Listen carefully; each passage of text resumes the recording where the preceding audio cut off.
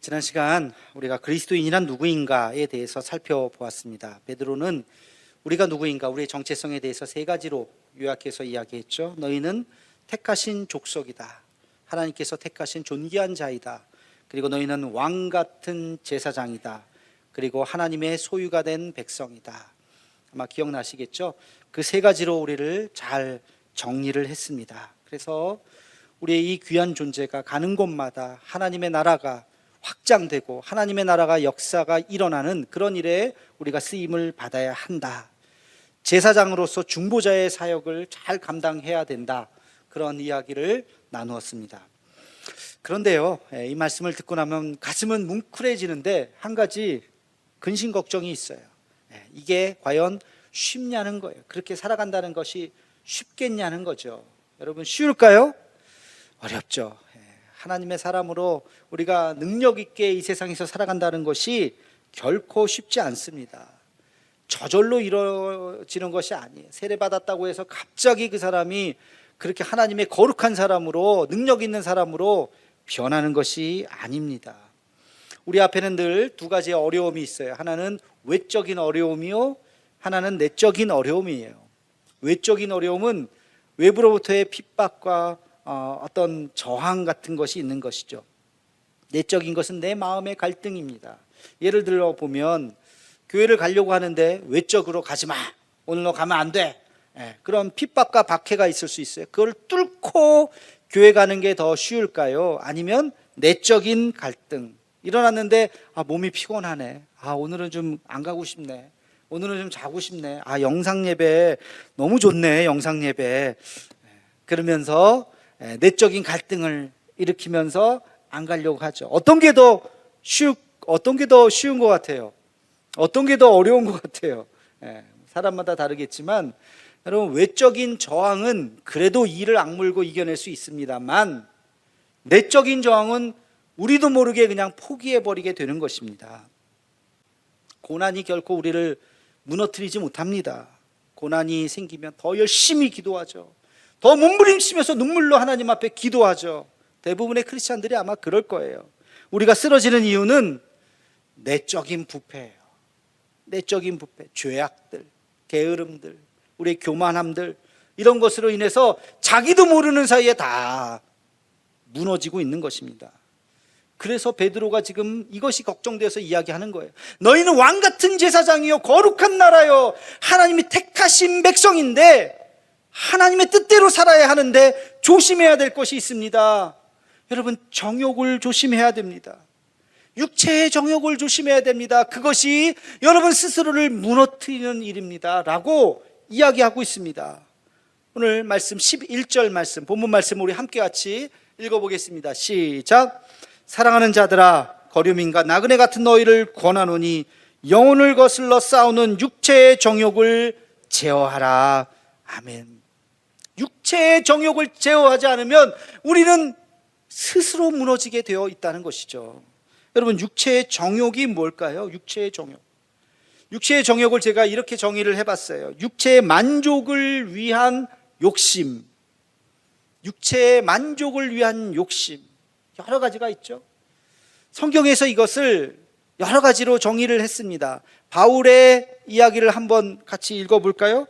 바울이 육체의 정욕에 대해서, 욕망에 대해서 어떻게 정리했느냐, 갈라디아서 5장 19절에서 21절까지 말씀을 함께 같이 읽겠습니다. 시작. 육체의 일은 분명하니 곧 음행과 더러운 것과 호색과 우상 숭배와 주술과 원수 맺는 것과 분쟁과 시기와 분냄과 당짓는 것과 분열함과 이단과 투기와 술 취함과 방탕함과 또 이와 같은 것들이라. 전에 너희에게 경계한 것 같이 경계하노니 이런 일을 하는 자들은 하나님의 나라를 유업으로 받지 못할 것이요. 아멘. 이런 것들이 육체적인 거라고요. 제가 굳이 다시 나열하지 않겠습니다. 다 알 수 있는 이야기죠. 여러분, 이것을 두 가지로 정리할 수가 있어요. 이러한 육체의 정욕을 두 가지로 하면, 하나는 탐욕이요, 또 하나는 정욕입니다. 탐욕이라고 하는 것은 더 가지려고 하는 욕망을 이야기하는 것이고, 정욕이라고 하는 것은 더 즐기려고 하는 욕망을 이야기합니다. 무엇인가를 가지려고 하는 마음 자체가 나쁜 건 아니에요. 소유욕, 갖고 싶기 때문에 열심히 일해서 돈을 벌어서 그것을 내가 가졌다, 샀다. 얼마나 만족감이 있어요. 행복감이 있어요. 그렇죠? 노력해서 그것을 얻었을 때에 그 행복과 기쁨이 있는 거예요. 소유욕 자체가 잘못됐다고 말할 수 없습니다. 그런데 어느 선을 넘어서면 소유욕이 탐욕이 됩니다. 이것은 잘못된 거예요. 탐욕이 생기기 시작하면 이제는 온갖 수단과 방법을 다 사용합니다. 불법 상관없어요. 불법은 물론이거니와 거짓말 얼마든지 할 수 있어요. 모략과 사기, 그리고 심지어는 사람을 죽일 수도 있어요. 내가 저것을 갖고 싶기 때문에. 이 탐욕이라고 하는 것은 결국에 자기 자신을 파멸로 이끌게 되는 것이죠. 여러분, 정욕도 마찬가지예요. 삶을 즐기는 것, 이것이 왜 나쁩니까? 하나님도 우리에게 원하시는 것이 우리가 늘 우울하고 늘 슬프게 살기를 원하는 것이 아니에요. 하나님은 우리를 참 행복하고 즐겁게 살기를 원하십니다. 그래서 자연도 아름답게 만드셨잖아요. 그렇죠? 삶을 즐기는 것은 얼마든지 가능합니다. 그런데 그것도 그 선을 넘어서면 안 돼요. 어느 선을 넘어서면 그것이 뭐가 될까요? 쾌락이 됩니다. 음욕이 됩니다. 거기에 빠져버립니다. 이것은 우리를 파멸로 이끌게 되는 것입니다. 자, 우리가 이렇게 그 선을 넘어서는 이유가 뭘까? 그 선을 잘 지키면 좋겠는데 그 어떤 눈에 보이지 않는 그 탐욕의, 탐심의 그 선을 우리는 왜 넘게 되는가? 이것도 두 가지 이유 때문에 우리가 넘게 됩니다. 하나는 인간 자체가 악한 본성을 갖고 있기 때문에 그래요. 인간 자체가 그 경계선까지 막 달려가는 거예요. 그리고 그 선 앞에 주저주저 하는 거예요. 인간이 선하다고 생각하시면 안 돼요. 악한 존재예요, 우리는. 그래서 이 악한 본성이 그 선 앞에 서게 되고 그 선 앞에서 머뭇머뭇거릴 때 두 번째는 누가 나타납니까? 넘어와, 괜찮아, 아무 상관없어, 괜찮아. 누가 유혹해요? 대답 좀 해보세요. 누가 유혹해요? 마귀가 유혹하잖아요. 마귀가. 선악과의 그 선악과 열매를 따먹으면 안 돼. 하나님 말씀하셨는데 먹어, 괜찮아, 아무렇지도 않아. 너 더 건강해질 거야, 더 좋아질 거야. 안 된다는데 아니야, 괜찮아, 먹어. 마귀가 그 선을 넘도록 유혹하죠. 우리도 그 앞에 딱 섰을 때 이거 넘으면 안 되는데, 근데 괜찮아, 넘어와, 아무렇지도 않아, 넘어와, 괜찮아. 에라 모르겠다. 그 선을 넘는 거예요. 그럼 마귀가 늘 살아서 반짝반짝한 눈으로 우리를 지금 지켜보고 있다고요. 언젠가도 제가 한번 말씀을 드렸는데 하나님께서 인간을 창조하시고 나서 마지막 고민이 있으셨을 것 같아요. 우리의 외모는 하나님의 형상으로 아름답게 만들었어요. 머리부터 손, 발, 정말 우리 인간이라고 하는 몸이 얼마나 아름답습니까? 잘 만들었어요. 근데 마지막으로 하나님께서 고민하는 그 장면이 있어요. 그게 뭐냐면 인간에게 자유의지를 어디까지 줄 것인가. 만약에 자유의지를 99%까지만 허락하셨다면 마지막에, 여러분 그거 아세요? 어떤 로봇가 단추 딱 누르면 안녕하십니까 주인님, 또 누르면 안녕하십니까 주인님, 그러면 여러분 참 기분 좋아요? 그 로봇 보면서 행복해요? 그거는 그 로봇가 나를 존경하고 사랑해서 하는 게 아니잖아요. 내가 그냥 단추 누르니까 기계적으로 안녕하십니까 하는 거지. 하나도 즐겁지 않아요. 근데 자기 스스로 자기 발로 와서 안녕하세요 하고 막 그러면 얼마나 기쁘겠어요. 하나님께서 인간을 만드셨을 때 마지막 자유의지 어디까지? 완벽하게 자유의지를 주셨어요. 그래서 너 마음대로 해라. 자유다. 너 스스로 해라. 그래서 우리가 하나님을 경배하고 찬양할 때 하나님께서 기뻐하시는 거예요. 내가 시키지도 않았는데 와서 찬양하는구나, 예배드리는구나, 나를 경배하는구나. 하나님께서, 우리가 예배드릴 때 하나님께서 기뻐하시는 겁니다. 시키지 않았는데 우리가 주님 앞에 나와서 예배드리기 때문에. 근데 반대도 있어요. 인간에게 자유의지를 주셨다고 하는 것은 마지막 반대, 하나님을 떠날 수도 있습니다. 하나님을 욕할 수도 있어요. 하나님을 저주할 수도 있어요. 그런 위험성까지도 우리에게 주셨어요. 그래야 완벽한 자유의지잖아요.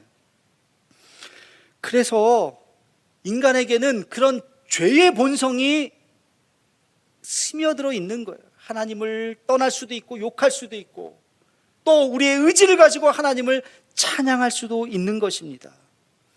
인간에겐 죄의 욕망이 언제나 도사리고 있는 거예요. 여러분, 바로 인간의 그 죄의 본성을 건드리는 것이 바로 마귀죠. 마귀는 우리에게 유혹해요. 괜찮아, 해도 돼. 낙심하게 만들고 하나님을 떠나게 만들고 분노하게 만들고 자살하게 만들고 공동체를 파멸하게도 만드는 것입니다. 그 유혹에 자기도 모르는 사이에 빠지게 되는 거예요. 대표적인 사람을 한번 얘기해 볼까요? 가룟 유다입니다. 가룟 유다. 가룟 유다가 예수님을 은30에 팔았죠. 왜 팔았을까? 은30이 필요했을까? 병원비 이거 없으면은, 이 돈 없으면 우리 가족이 쫄쫄 굶고 내 자식이 죽으니까 돈이 필요하다 보니까 그랬을까요? 아니요. 돈 때문에 판 게 아니잖아요. 돈은 하나도 중요하지 않았어요. 근데 왜 가룟 유다가 예수님을 팔았을까? 그래도 의리가 있지. 3년을 따라다니면서 동고동락하면서 같이 먹고 자고 했는데 어떻게 저렇게 팔았을까? 여러분, 그 근거가, 단서가 성경에 나옵니다. 요한복음 13장 2절에 보면 이런 말씀이 있습니다. 우리 함께 같이 읽겠습니다. 시작. 마귀가 벌써 시몬의 아들 가룟 유다의 마음에 예수를 팔려는 생각을 넣었더라. 아멘. 예수님을 팔려는 생각을 어떻게 갖게 됐다고요? 마귀가 줬다는 거예요. 마귀가. 근데 마귀가 그 생각을 그냥 준 게 아니에요. 그의 마음속에 틈이 생겼어요. 그 틈에 싹 들어온 거예요. 가룟 유다가 예수님에게 섭섭했거든요. 가룟 유다가 예수님에게 섭섭한 마음속에 마귀가 팔아 그 마음이 싹 들어간 거예요. 가룟 유다가 예수님에게 뭐 섭섭한 일이 있었을까? 여러분, 바로 요 구절 사복음서를 대조해서 한번 나중에 보시기 바랍니다. 그 앞에 어떤 사건이 있었느냐? 기가 막힌 사건이 나와요. 향유 옥합 사건 아시죠? 네, 옥합 깨트린 여인이, 그 옥합이 300데나리온 아닙니까? 어마어마하게 비싼 거예요. 하루 일당을 10만 원만 잡아도 3천만 원짜리예요. 그러니까 엄청난 1데나리온이 하루 일당 아닙니까? 그러니까 그 비싼 거를 예수님에게 부어서 쏟아버렸습니다. 자, 그러니까 공간복음서에 보면 어떤 한 제자가, 이름이 안 나와요. 제자가 그 여인을 비난하는 장면이 나와요. 너 지금 뭐 하는 짓이야 이거. 야, 그게 얼마짜리인데 지금 그거를 팔아서 그거를 땅에 쏟아버리다니. 땅에 쏟아버린 거예요? 예수님에게 부은 건데 예수님은 안중에도 없고 그거 왜 버려? 왜 낭비해? 그걸 가지고 가난한 사람들을 도왔으면 얼마나 클 건데 뭐 하는 짓이야 하고 그 여인을 비난을 하죠. 어떤 한 제자, 요한복음에는 그 제자의 이름이 나옵니다. 바로 가룟 유다예요. 가룟 유다가 그 여인을 비난을 했어요. 그랬더니 예수님께서 유다 편을 안 들어주고 그래, 유다 얘기가 맞네. 이 여인이 너 좀 오버했네. 이건 아니지. 빨리 주워 담다. 그렇게 하지 않으셨어요. 여인의 편을 들어주셨죠. 가난한 자들은 항상 너희와 있거니와 나는 이제 너희와 항상 있지 않는다. 이 여인이 했던 이 행한 일을 너희는 영원히 기억하라. 그 여인을 칭찬하면서 가룟 유다를 책망하셨어요. 가룟 유다의 마음속에 뭐지 이거? 섭섭한데? 아니, 예수님이 이렇게 공개적으로 나한테? 그 마음속에. 여러분, 마태복음에 보면 정확하게 나와요. 마태복음 26장 13절까지가 옥합 이야기입니다. 향유 옥합 얘기예요. 그리고 14절에 가룟 유다가 예수님을 팔기로 마음먹었더라. 바로 이어서 나와요. 그러니까 가룟 유다가 예수님을 팔기로 작정했던 것은 바로 그 사건 때문에 책망을 받아서 마음속에 섭섭한 마음에 악한 영이 탁 들어온 거예요. 여러분, 가룟 유다가 나중에 어떻게 됐어요? 정신 차려보니까 내가 지금 뭐한 짓이지? 은30 이게 뭐라고 집어 던져버렸잖아요. 그리고 그 괴로움 속에서 목매달아 죽었잖아요. 정신 차려. 우리가 말씀을 들을 때 찔림이 있다면 성령께서 나에게 주신 말씀이 그렇구나. 요즘에 코로나라고 내가 예배 제대로 잘 못 드린다고 하나님께서 나에게 주신 말씀이구나. 수요예배 예전에 한 번도 안 빠졌는데 요즘에 내가 수요예배 빠졌다고, 하나님께서 나에게 주시는 말씀이구나 하면서 다시 예배의 자리로 돌아오도록 성령의 음성으로 들으면 얼마나 유익입니까? 근데 섭섭한데 그러면 안 되는 거예요. 그게 마귀의 관계예요. 여러분들뿐만이 아니라 저에게도 마찬가지예요. 저도 인간이기 때문에 저에게도.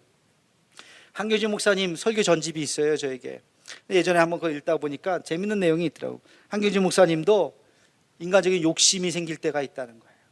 인간적인 욕심, 교회 생활을 하다 보면. 또 아무개가 미워질 때가 있다는 거예요. 왜 아무개는 왜 자꾸 방해를 하지? 한경진 목사님도 그걸 놓고서 괴롭고 기도했던 적이 있다는 얘기가 말씀을 하시더라고요. 그게 뭐 한경진 목사님 뿐이겠어요? 사도 바울도 그렇습니다. 사도 바울도 고백하고 있잖아요. 우리 함께 로마서 7장 19절 말씀을 우리 함께 같이 읽어보겠습니다. 시작. 내가 원하는 바 선은 행하지 아니하고 도리어 원하지 아니하는 바 악을 행하는 도다. 아멘.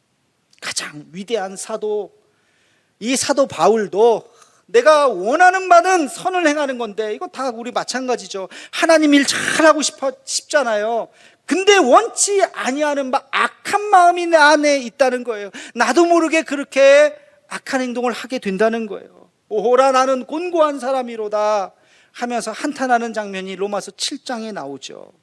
여러분, 우리가 한눈을 잠깐 놓치고 있으면 우리도 모르는 사이에 정욕에 사로잡히게 됩니다. 저와 여러분 마찬가지예요. 우리 애가 정신없는 사이에 우리도 모르게 세상 욕심에 빠질 수가 있다는 거예요. 자, 그러면 어떻게 해야 되느냐? 이 너희의 육체의 정욕을 제어하라. 정신 차리고 다시 우리가 주님을 따라가야 됩니다. 오늘 본문 말씀 12절 말씀을 함께 같이 읽겠습니다. 시작. 너희가 이방인 중에서 행실을 선하게 가져 너희를 악행한다고 비방하는 자들로 하여금 너희 선한 일을 보고 오시는 날에 하나님께 영광을 돌리게 하려 함이라. 아멘. 제가 이 말씀을 묵상하면서 떠오르는 한 단어, 우리의 정욕을 제어하는 방법 따라해 봅시다. 채우라. 좀 따라해 보세요. 너무 쉬워요, 단어가. 다시. 채우라. 네, 뭘 채워요? 수갑 채우는 게 아니고 우리 마음을 채우라는 거예요. 마음을 채워야 됩니다. 세 가지로 채워야 돼요. 첫 번째는 기도로 채워야 됩니다.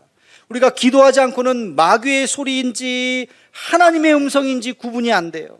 어떤 마음의 소리가 딱 들렸을 때 이게 성령의 말씀인지 악한 영이 주는 마음인지 여러분 그것을 잘 구분해야 됩니다. 무조건 어떤 마음에 어떤 생각이 들었다고 해서 그게 다 하나님의 음성일 거라고 착각하시면 안 돼요. 마귀의 유혹이 있을 수 있어요. 우리가 정신 차리고 그것을 분별해내야 합니다. 하나님의 말씀입니까? 마귀의 소리입니까? 이것을 분별하는 시간이 기도하는 시간이죠. 요즘에 보면 그 대선 전국이라서 뉴스에 보면 맨날 대통령 후보자들이 나와서 뭐 인터뷰도 하고 서로 비난하기도 하고 막 그래요. 여야 후보들 뭐 거의 한 20명 가까이가 나와서, 그죠? 이름도 다 못 외우겠어요. 막 지금 한참 레이스가 펼쳐지고 있습니다. 근데 제가 이렇게 뉴스를 보다 보니까 뭐 인터뷰하면서 상대방을 막 비난하잖아요. 저렇게 하면 안 되는데 하면서 막 비난하고, 그러다 보니까 막 나중에 궁지에 몰려서 뭐 사과도 하고 심지어는 고소도 당하고 고발도 당하고 뭐 법적인 책임까지 막 하고 후보 자리가 또 위태해지기도 하고 막 그래요. 야, 참 뭐 남 얘기니까 재밌기도 한데 그걸 보면서 우리도 저럴 수 있겠구나. 우리도 저럴 수 있겠구나. 우리도 지금 막 함부로 막 얘기하죠. 막 사람들 얘기하고 함부로 행동하죠. 지금은 괜찮을지 몰라요. 근데 하나님 앞에 딱 섰을 때 너 아무개 몇 월 며칠 언제 이런 말 했지. 당신의 그 말 한마디가 상대방이 그 말을 듣고 피눈물을 흘리면서 맨날 며칠을 눈물로 지새웠다. 이 죄를 어떻게 할래? 당신 몇 월 며칠에 이런 행동했지. 당신의 그 행동이, 그것을 당한 사람이 맨날 며칠을 고민과 그 시련 속에서, 고통 속에서 있었다. 이걸 어떻게 할래? 고발당할 수 있어요. 법적인 책임을 우리가 당할 수도 있어요. 지금은 그냥 넘어가죠. 지금은 뭐 그냥 시간 지나면 넘어가지만 하나님께서는 기억하신다고요. 그래서 그때 그 말 한마디 때문에 우리는 하나님 앞에 정말 범죄자로 서 있어야 할지도 모릅니다. 여러분, 우리가 하나님의 음성을 듣고 우리가 악한 말씀, 악한 소리인지 하나님의 말씀인지 기도하면서 분별하면서 말해야 돼요. 말 한마디도, 행동 하나도 조심해야 되는 것입니다. 상처 주지 않도록 격려하고 위로하는 그런 우리 모두가 되기를 주님의 이름으로 축원합니다. 자, 두 번째, 어떤 것으로 우리의 마음을 채워야 되느냐? 첫 번째는 기도요, 두 번째는 말씀이죠. 말씀으로 채워야 합니다. 여러분, 여기 컵이 있는데 이 컵이 비었다고 칩시다. 여기 뭐가 있는 거예요? 아무것도 없어요? 빈 컵에는 뭐가 있어요? 공기가 있어요. 공기. 그렇죠? 아무것도 없는 게 아니라 공기가 있어요. 이 공기를 빼내기 위해서는 어떻게 해야 돼요? 공기를 어떻게 빼내요? 공기를 빼낼 수가 있어요? 공기를 빼내기 위해서는 물을 채워야죠. 그렇죠? 물을 채우면 공기가 사라지는 거예요. 여러분, 이게 여러분의 마음이라고 생각해 봅시다. 마음의 빈 공간. 마음의 빈 공간이 있으면 뭐가 채워질까요? 악한 영이 우리 마음을 사로잡는 거예요. 세상의 가치, 세상 사람들이 말하는 것들이 나도 모르게 아이고 이거 해야 되는데 주식 투자를 해야 되나, 어디다 좀 투자를 해야 되나, 어떻게 해야 되나, 근심 걱정 염려로 우리도 모르게 우리 마음속에 그런 세상 걱정으로 가득 차는 거예요. 이걸 빼내기 위해서는 어떻게 해야 돼요? 하나님의 말씀으로 채워야 됩니다. 날마다 하나님의 말씀을 묵상하고, 그래서 더 가져야지가 아니라 더 베풀어야지, 더 나눠야지, 더 즐겨야지가 아니라 더 경건해야지, 더 거룩해야지, 원수를 갚아야지. 나를 무슨 호구로 하나? 저 사람이 나를 저렇게 무시해도 되는 거야? 내가 가만히 안 둘 거야? 그게 아니라 하나님의 말씀을 묵상하는 자는 품어야지, 용서해야지. 그런 마음으로 우리가 변하는 것입니다. 하나님의 말씀으로 우리의 마음을 채우지 않으면 우리의 마음이 나도 알지 못하는 사이에 세상 것으로 가득 차고 넘치게 되는 것입니다. 매일매일 하나님의 말씀으로, 묵상으로 여러분의 마음이 가득 채워지는 역사가 있기를 주님의 이름으로 축원합니다.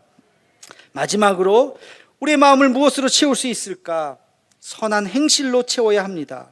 오늘 본문 말씀에 보면 그런 말씀이 있어요. 너희가 이방인 중에 행실을 선하게 가져서, 이방인들이 보는 앞에서 선한 행실을 가져서 너희를 비난하는 자들 있지, 악행한다고 비방하는 자들 있지, 그들이 너희의 선한 행실을 보고 하나님 앞에 영광을 돌리게 하라. 이게 오늘 12절 말씀이잖아요. 우리가 하는 선한 행동, 요즘같이 코로나로 다들 어려울 때, 오늘 우리 교우들에게 제가 너무나도 감사한데, 참 어려울 때 이거를 해야 되나 하는 마음도 있었지만, 아니지, 어려울수록 더 해야지. 쌀 나눔, 코로나인데 다 힘든데 한 해는 그만 접을까 하는 마음도 잠시 스쳐갔지만, 이럴 때 더 해야지. 그래야 이럴 때 그 쌀을 받아들이는 분들이 더 고마울 거잖아요. 힘든데 그래도 똑같이 이렇게 주셨네, 더 감사할 거잖아요. 거기 대도교회라고 하는 이름을 보면서 그래도 더 감사하잖아요. 그래서 우리는 더 해야 되는, 이럴 때일수록 더 해야 되는 거예요. 그래서 오늘도 1600kg가 넘도록 많이 모아주셔서 얼마나 감사한지 몰라요. 여러분, 밤이 컴컴할수록 그 별이 더 빛난다 그러죠. 힘들고 어려울수록 우리의 아주 작은 그 선행이 주님 앞에 더 영광이 될 줄로 믿습니다. 우리가 가만히 있으면 나도 모르게 세상 육신의 정욕에 빠진다고요. 나도 모르게 여기 기웃 저기 기웃되는 거예요. 우리는 기도로, 말씀으로, 선한 행실로 우리 마음을 채워야 할 줄로 믿습니다. 하나님의 선한 도구로 쓰임받아야 할 줄로 믿습니다. 그래서 우리가 이 세상에 소금이 되고 빛이 되고 주님의 나라를 만들어갈 수 있는, 육신의 정욕에 빠지지 않고 하나님의 온전한 도구가 될 수 있는 우리 모두가 되기를 주님의 이름으로 축원합니다.